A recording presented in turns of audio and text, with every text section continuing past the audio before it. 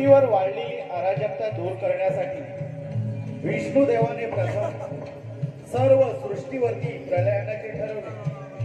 त्यावेळी ब्रह्मदेव निद्रिस्त असताना त्यांच्या मुखातून वेद बाहेर पडले। हे वेद हैग्रीव म्हणजे सकासूर दैत्याने ते वेद पळवले व तो पाताळात जाऊन लपला।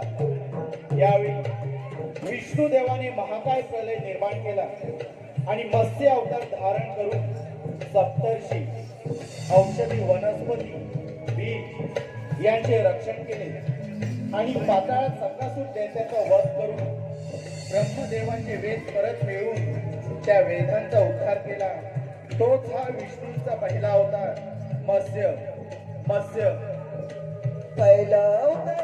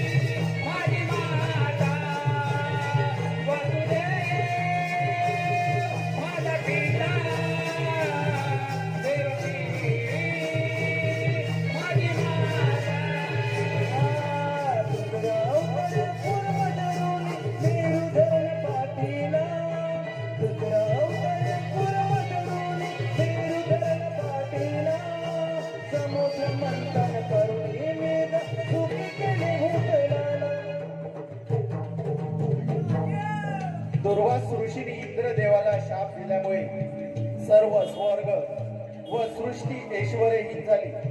त्यावेळी विष्णुदेवाने राक्षस आणि देव यांनी मिळून समुद्र मंथन करावे असा सल्ला दिला। समुद्र मंथन करण्यासाठी मंदार पर्वत आणि त्याला वासुकी सापाची दोरी करून समुद्र मंथनाला सुरुवात केली। त्यावेळी तो पर्वत बुडू लागला आणि याच वेळी श्री विष्णूने महाकाय कासवाचे रूप धारण करून तो पर्वत स्वतःच्या पाठीवरती घेतला आणि समुद्र मंथन पार पाडले। तोच हा श्री विष्णूंचा दुसरा अवतार कूर्म। दुसरा अवतार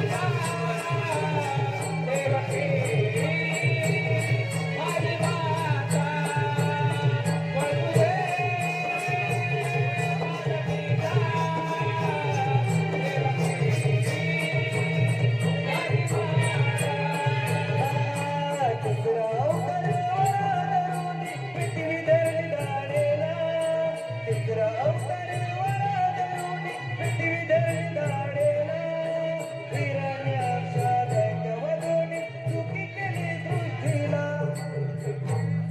कश्यप ऋषी आणि दिती यांचा पुत्र हिरण्याक्ष याने ब्रह्मदेव निद्रिस्त असताना त्यांचे वेद व पृथ्वीला चोरून पाताळामध्ये घेऊन गेला.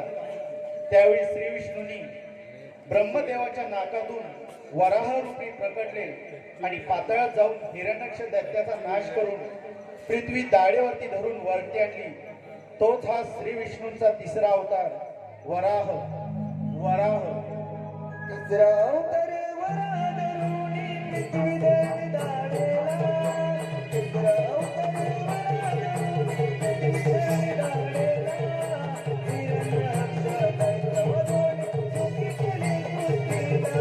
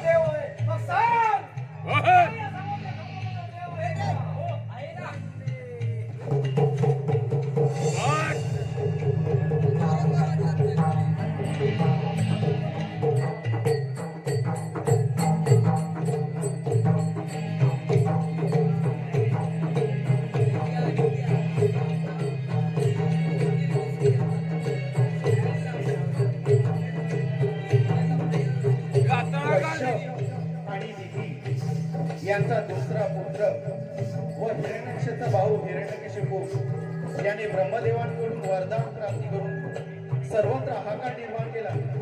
तो श्री विष्णूंचा भयंकर द्वेष करत असे. त्याच्या पोटी प्रल्हाद याने जन्म घेतला.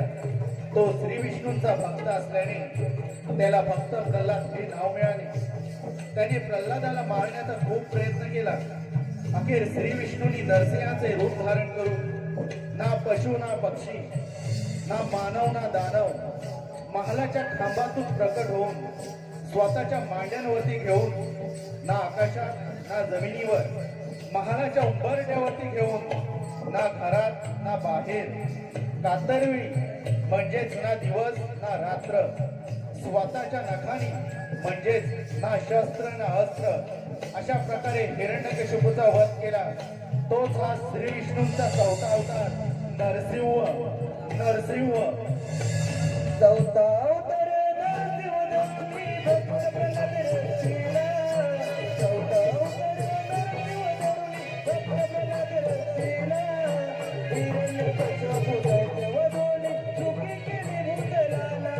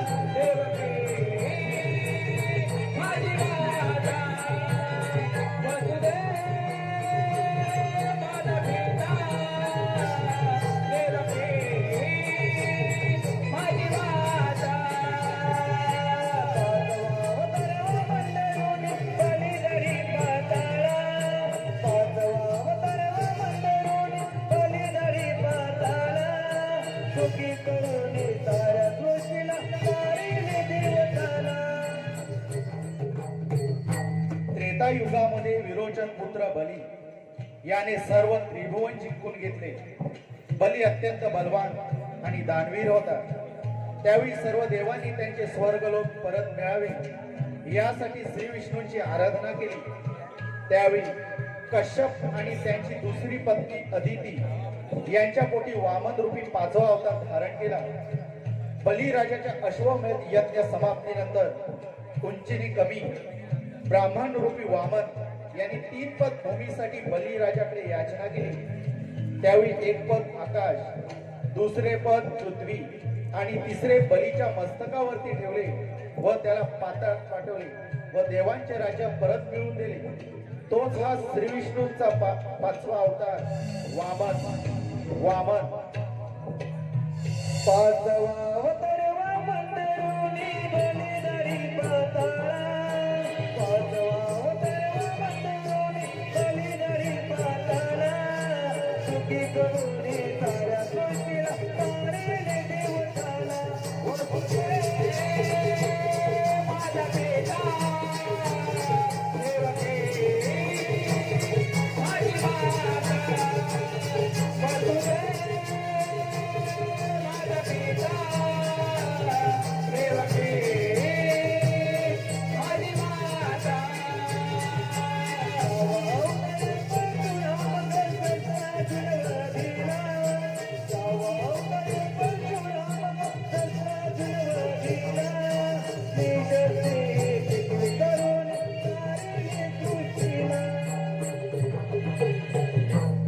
कृतवीर्य व रंकावती यांचा पुत्र सहस्त्रार्जुन याने भोलेनाथांकडून वरदान प्राप्ती करून सहस्त्र हात व अमाप शक्ती मिळवली.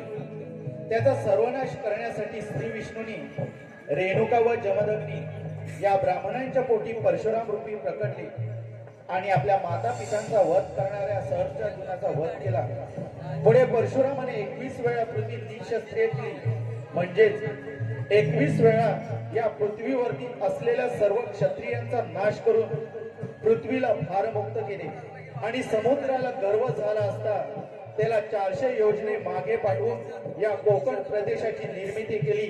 तोच हा श्री विष्णूंचा 6वा अवतार परशुराम. 6वा अवतार परशुराम सहस्त्रार्जुन वडिला. 6वा अवतार परशुराम सहस्त्रार्जुन वडिला. निजते शिकरी करून तारीने सृष्टीला. वसुदेव माझा पिता देवकी माझी माता.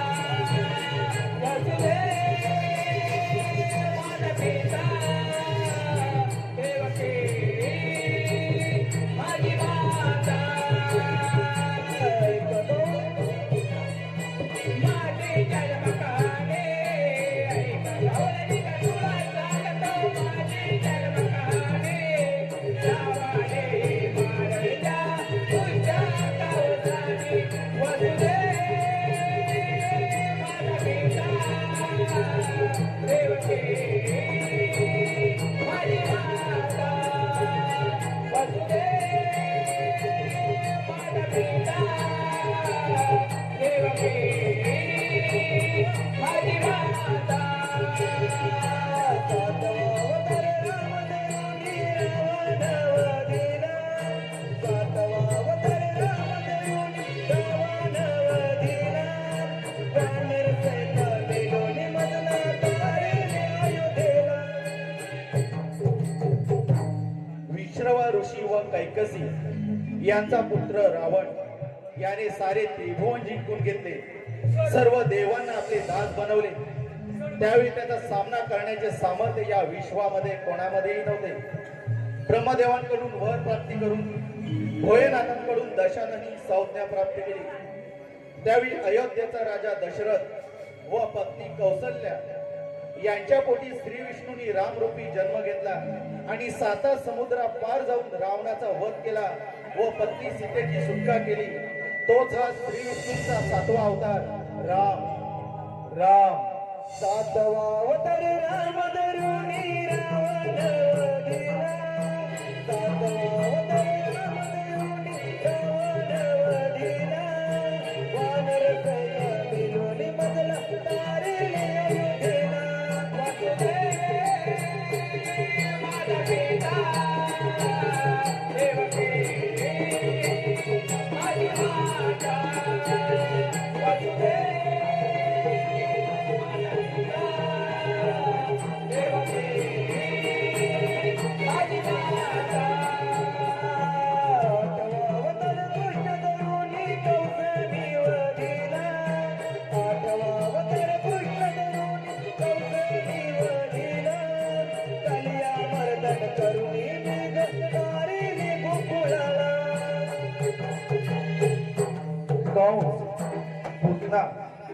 वत्सासूर, अघासूर, तृणावर, धेनुकासूर इत्यादी असुरांचा वाढता प्रभाव व भार पृथ्वीला सहन झाला नाही.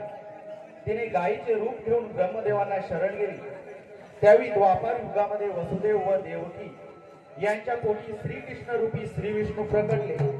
या सर्व असुरांचा नाश करून रणांगणावरती अर्जुनाचा सारथी बनून गीता उपदेश केला.